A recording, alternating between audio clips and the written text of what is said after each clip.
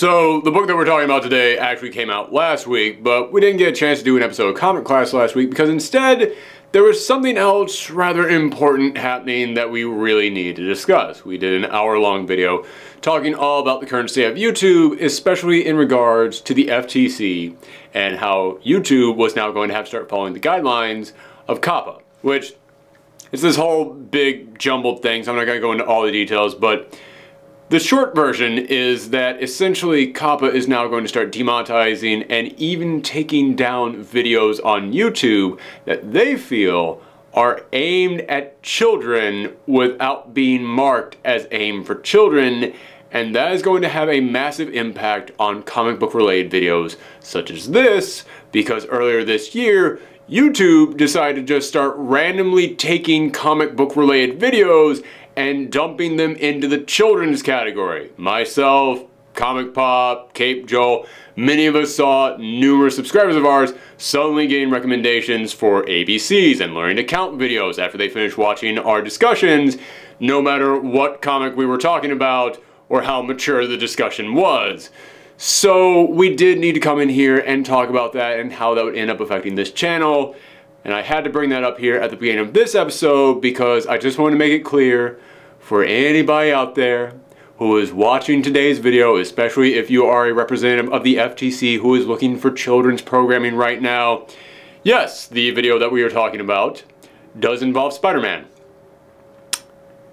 It is not going to be a video for children because yes, Spider-Man is in this book. It is also a book about gooey red space Satan and every other word out of his mouth is murder. He's not the most well-written character. Listen, I'm talking to all the people out there who don't normally read comic books, I understand. But that is the context of the book that we are talking about today. It is not aimed at children. I am letting everyone out there under the age of 13 know you shouldn't be watching this video. You should not be reading the book we're talking about today. That is your warning, FTC, this is not on me, alright?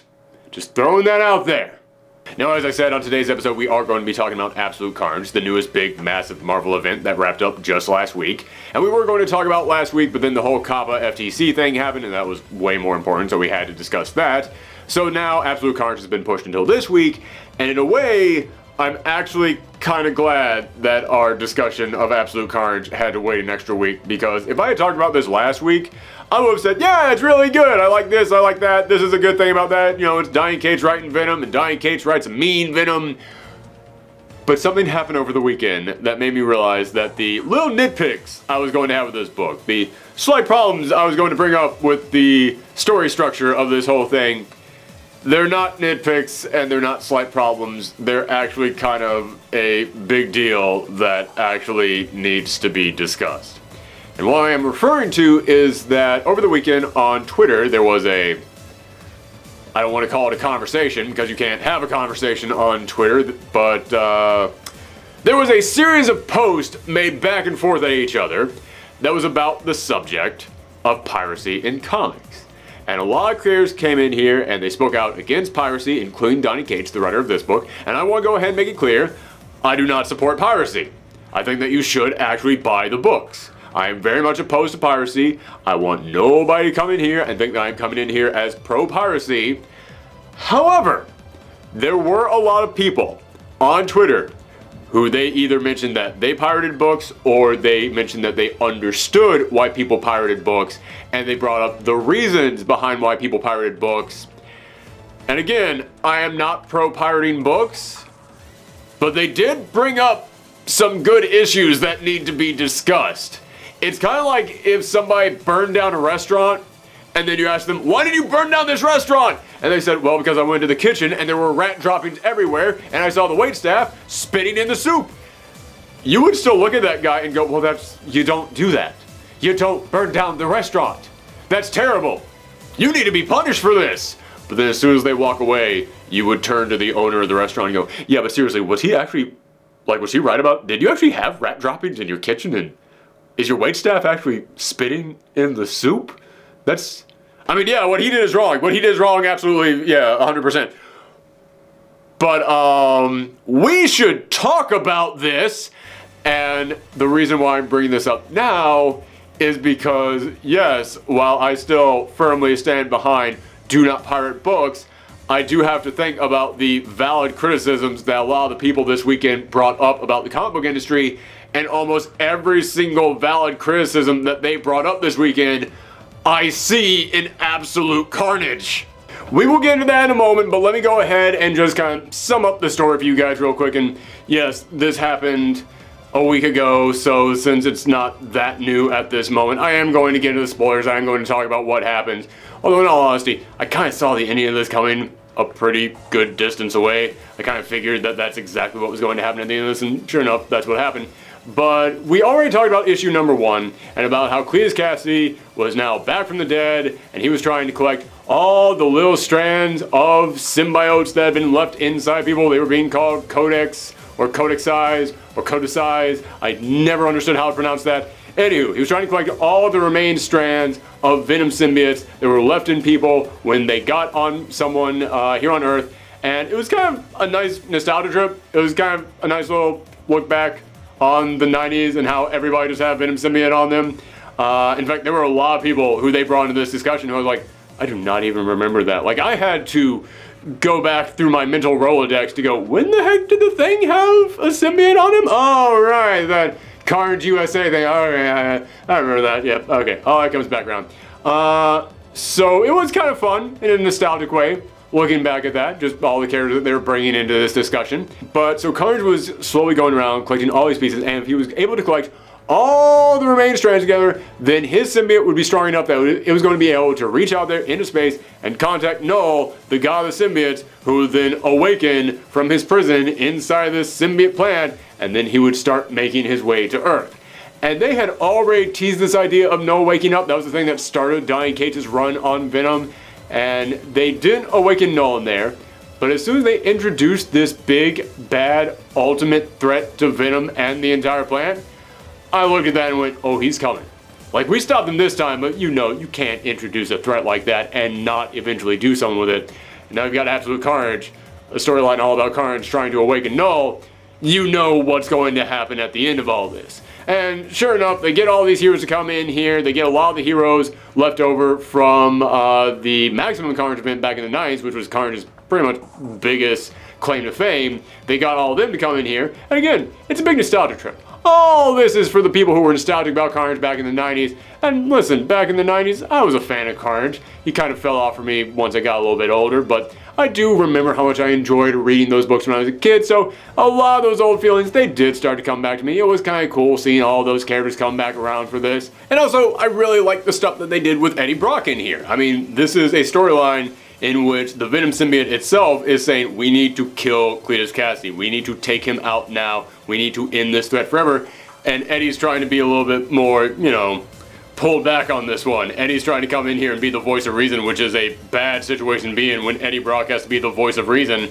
But he's coming in here and saying, no, we need to avoid this thing. We need to stall. We need to make sure that the Maker, this evil alternate reality version of Reed Richards, who, let's be real, all the audiences out there knew was going to eventually betray him, but Eddie didn't realize that at this point. We need to wait until the Maker is able to collect all these strands of the Codex from these other heroes in here and destroy them, so that way he can ensure that Carnage does not get up to full power. We need to make sure that that happens. That is our primary goal here. Let us not challenge Carnage. Let's avoid him as much as we possibly can.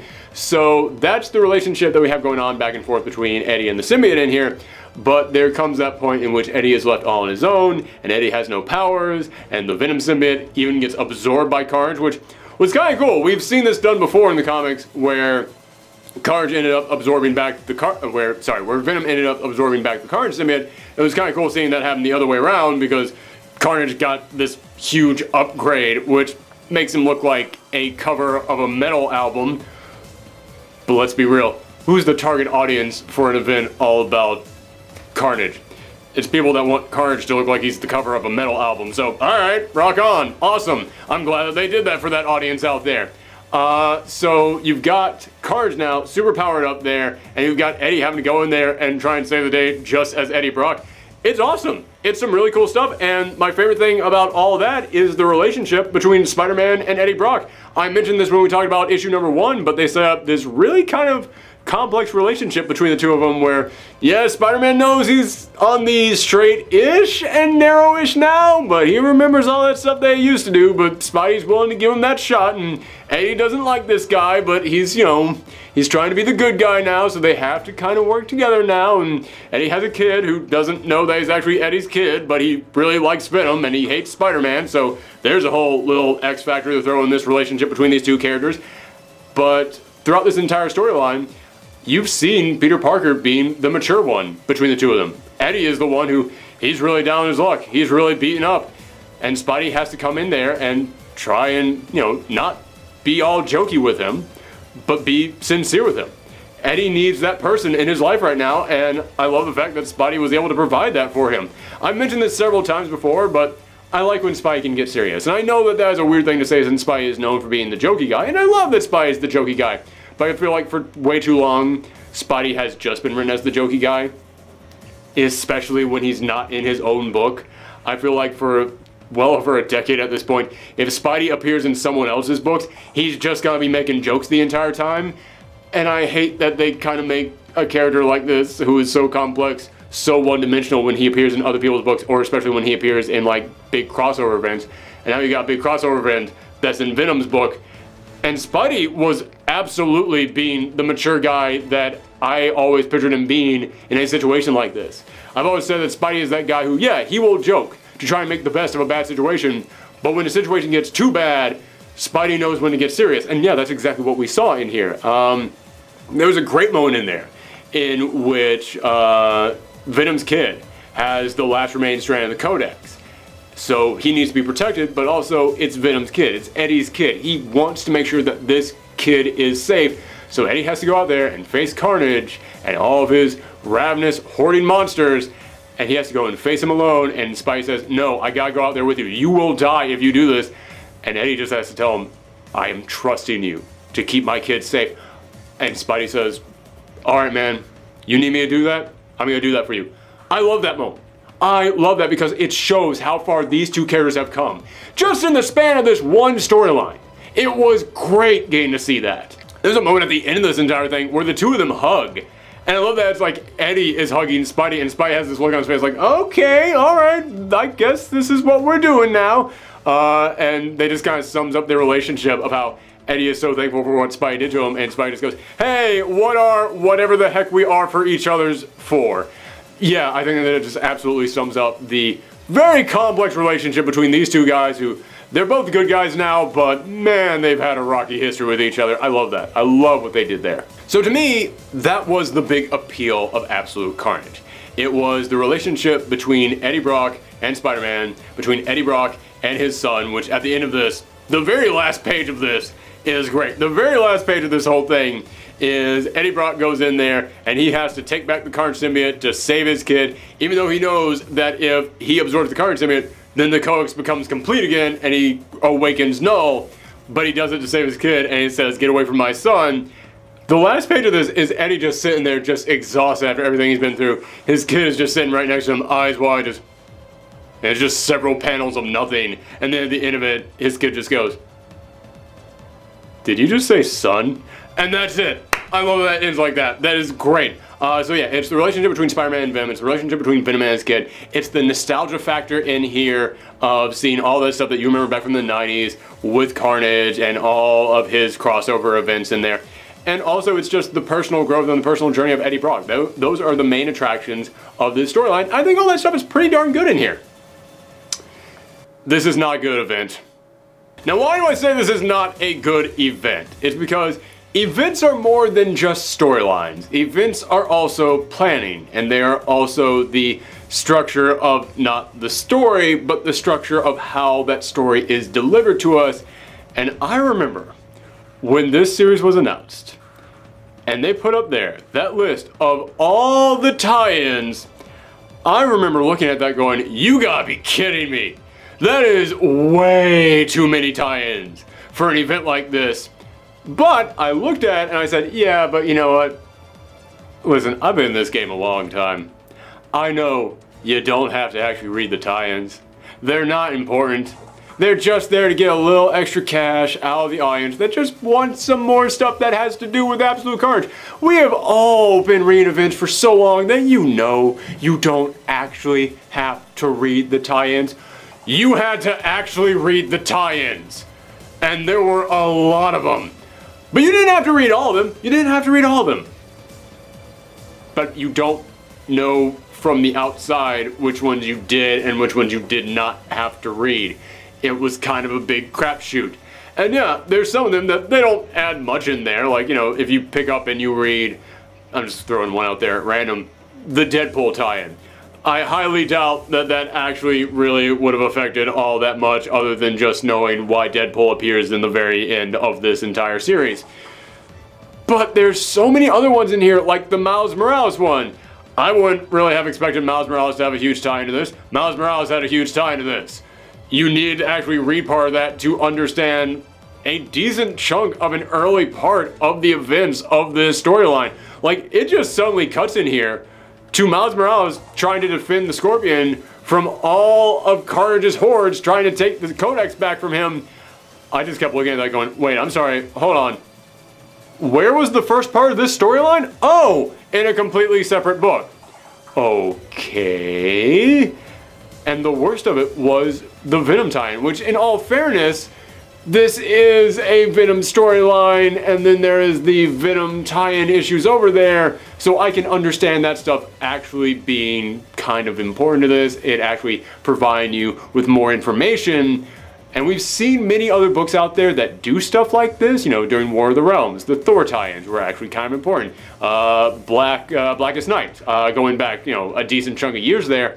The tie-ins in the actual Green Lantern series and the Green Lantern Corps series. Those ones did provide you with more information, but they weren't mandatory. But here, there are huge, massive developments that happen that mean nothing to you if you did not read the Venom tie-ins. Like the Maker, this guy who is collecting the codexes. That dude just up and disappears. And there is no explanation for it. And don't get me wrong, if you didn't want to really get that deep into why the Maker just disappears, and you wanted to have that be something that got more fleshed out in the Venom tie-ins, okay, that is understandable. But the Maker's just gone in here. And Venom just pops up and goes, where's the Maker? Oh, he left. What? That is a big chunk of this plot that just left, is just gone. And I can't understand it if I am only reading the event. I've always described event books as being like this. Imagine what it will read like when you pick it up in the trade. Will it be a cohesive storyline in and of itself when you pick up the trade? And as far as I understand, the trade is not going to include those Venom issues. So no, it's not. If you just decide I'm only going to read Absolute Carnage just in and of itself, just those books, you're missing giant plot points in here. And I feel like that is something that does definitely need to be critiqued. I know there's gonna be people out there who just say, well, I mean, it's not like the story isn't there. Just read the Venom issues. Yeah, it's only a banana, Michael. How much could it cost? $10? Yeah, there wasn't just one Venom tie-in issue. There were multiples. And there's other things that happen in other tie-in issues that feel kind of important. Like there's a moment in here in which Spider-Man just shows up with Captain America, the Thing, and Wolverine in there. And I just looked at that and went, when the heck did you guys arrive in this? Oh, right, you have your entire one-shot just sitting over there that explains all that. Oh, well, in any other book, I would kind of look at that and go, okay, well, the tie-ins are not that important, but they would also typically give me a little bit more information other than just the characters are here now. They would probably give me just like a teeny little bit more of like, you know, maybe a scene of like Spider-Man actually talking to them, and then we see the start of the conversation, then them coming over here, and now they're here, and then if you want that fleshed out, then you can pick up the one-shot. No, you get none of that here. They're just here now. Yeah, there's a lot of the one-shots that actually did feel like they were kind of important to fleshing all this out, but there's so many other ones that just didn't feel important at all to this thing. And it's not until you actually read this book that you will understand what you did and did not have to read. And I hate saying it, but that just kind of feels a little bit sleazy to me. I feel like this event is honestly one of the worst examples that we have seen in a while from Marvel, of them coming in here and just not knowing how to handle the tie-in issues. Because either you have tie-in issues that are important, but you keep it to a small number, so that way the people out there who want the full story, it's not going to be too much of a big demand for them to reach out there and read all the other books in there. Or you just go, listen, none of the tie-in issues are actually all that important, but they're just here for fun in case anybody out there wants some more stuff that has to do with Carnage. And I feel like half of them were kind of important, and half of them were not important at all. I mean, was anyone asking for a Scream comic? Was anyone want that separation anxiety book? No. Was anyone wanting a Captain Marvel tie-in issue to this? And I say that as someone who loves Captain Marvel and am excited for her to be in things. No, she did not need to be in this in any way. So not only are the tie-ins from the beginning kind of a guessing game, but even then, if you decide not to read any of the tie-ins until you know which ones are actually kind of important to this whole thing, you look at how many ones actually were kind of important to this whole thing, to actually giving it the depth that it really needed, or filling in all the little plot holes in here. Yeah, there were so many of them. And this thing was expensive just on its own.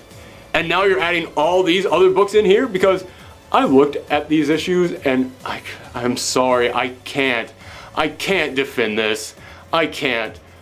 This event was expensive.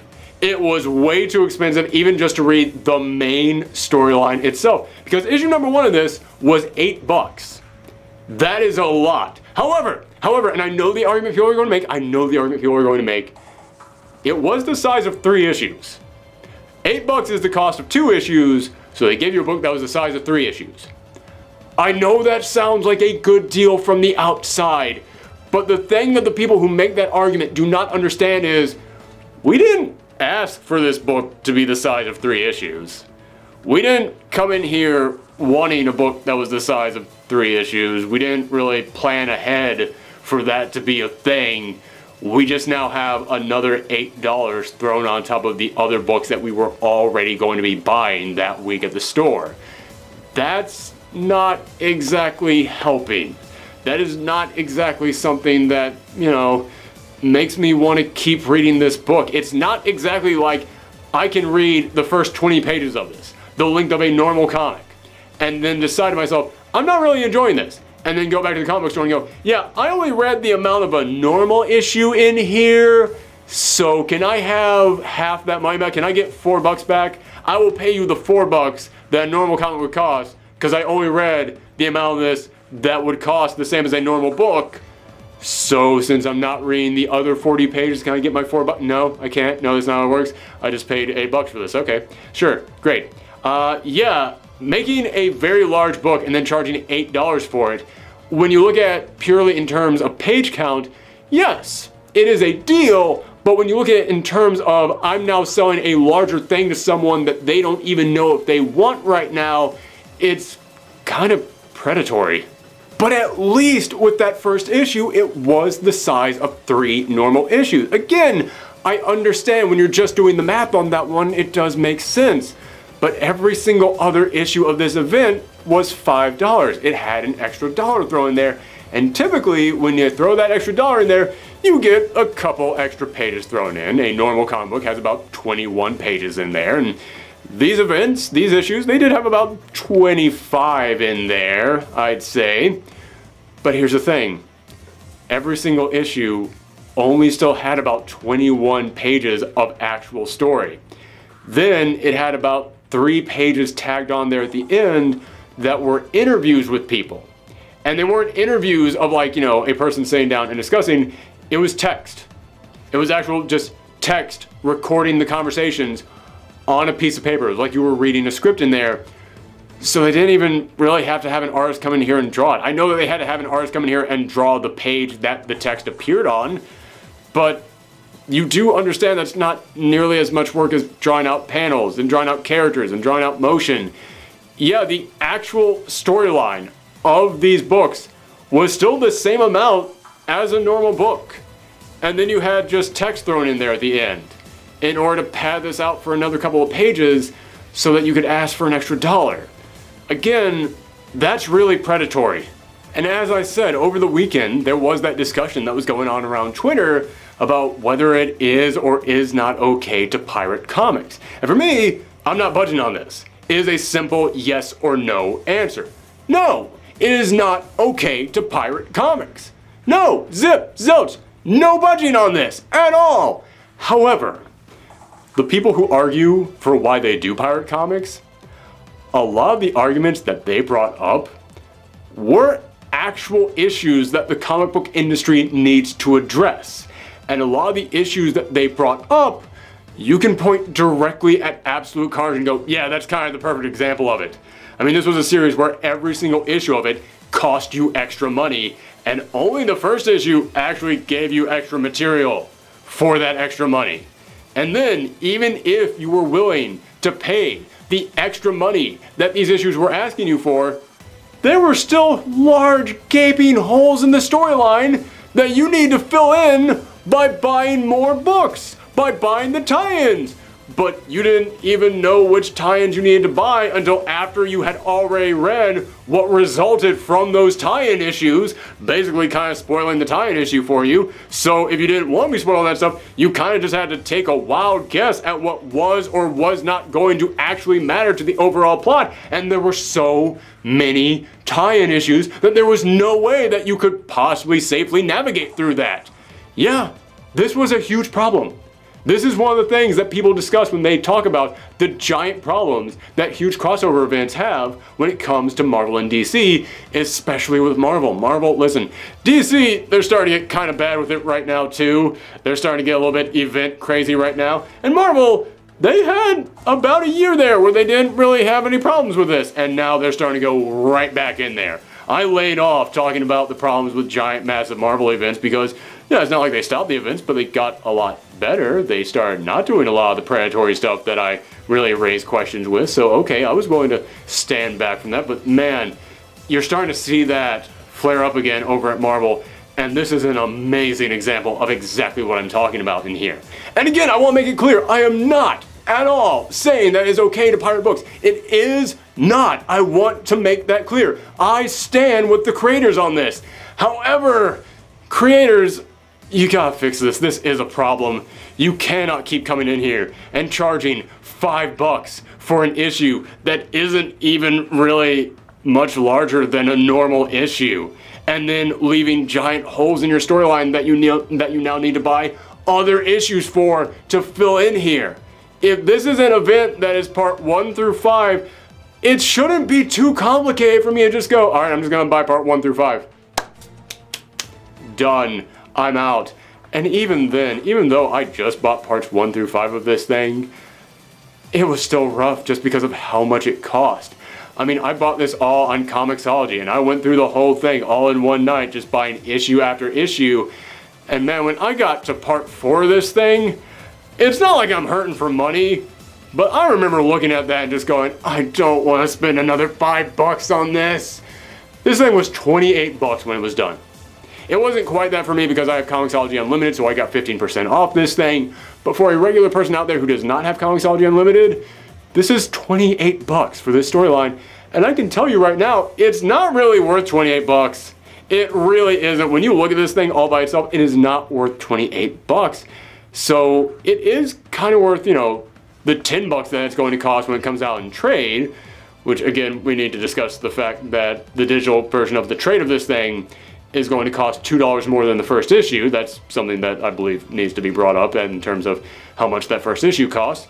But yeah, when you look at how much it's going to be discounted when it hits the trade, that's something. Okay, that's actually good. That's actually an amount that I can understand. But the comic book industry has made a reputation for itself off of FOMO, fear of missing out, in which they come in here and go, you don't want to miss this, you can't miss this, you need to make sure that you pick this issue up. And I understand that's the game. I understand you need to sell these books, and that is a great way to help you sell these books. I get that. But $28, just so that you don't have to worry about missing out. Only to then find out you need to spend another $15 on tie-in issues. Now, when you think about the fact that in order to get the full, complete storyline of this thing, it's probably going to be another $15 on top of that $28, bringing this thing up to $43. Oh my God, it is not worth that. Oh wow, no, sorry, hold on. I was just counting the Miles Morales and the Avengers tie-in part. I wasn't even thinking about the Venom actual tie-in issues, which there were multiples of those. Oh, this thing is over 50 bucks when you think about everything you need to read in order to not have any plot holes in there. That's not worth it. It isn't. This thing needed to be simplified. This thing needed to be those 5 issues that you can read. And then if you just want the fun stuff starring other people with Carnage symbiotes on them, cool, you got that right over there. But man, that's not what you got in here. You got something that in order to understand the complete storyline, you need to pay 50 bucks. It ain't worth it. But again, not saying to pirate it. Not saying that at all. What I'm saying is, look at reviews. Look at the previews that go up. Look at other YouTubers out there who talk about this sort of thing. And then decide after you see those reviews and after you see those discussions, is this something that sounds like it's going to be worth... Let's assume that you don't buy the tie-ins. That's going to be worth 28 bucks. And then make that decision on yourself. Because if you decide it's not worth that, don't pirate it. Just don't read it. It's perfectly okay to not know who won in the fight between Big Black Goo Space Spider-Man and Big Red Goo Space Spider-Man. It's totally fine to not know the answer to that. Because it was not worth 28 bucks. Well, that about does it for me.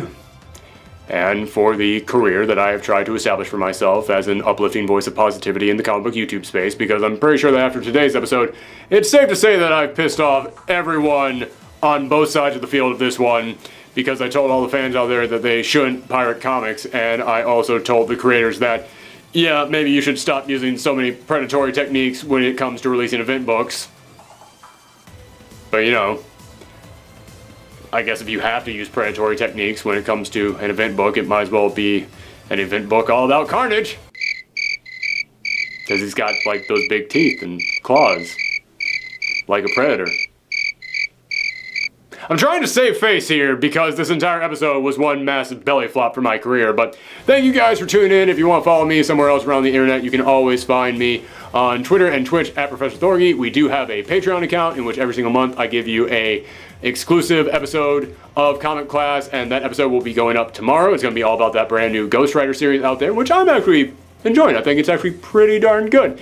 If you want to find me somewhere else on YouTube, we do have a gaming channel, which I'm going to try and promote more, because as I said, Kappa is going to be coming for these channels, and if they decide to come for the comic book videos, who knows what's going to happen to this channel, so it's good to have that backup over there. So if you want to follow me and you enjoy video games, check out Thorgi's Arcade, and I'm also going to link you guys to that Kappa video that we did here at the end of this video, because yeah, you all really should find out more information about that. But thanks for tuning in, everyone. Enjoy your Thanksgivings. Bye. Unless you live in Canada, then enjoy your Thanksgiving from a month ago. Bye from a month ago.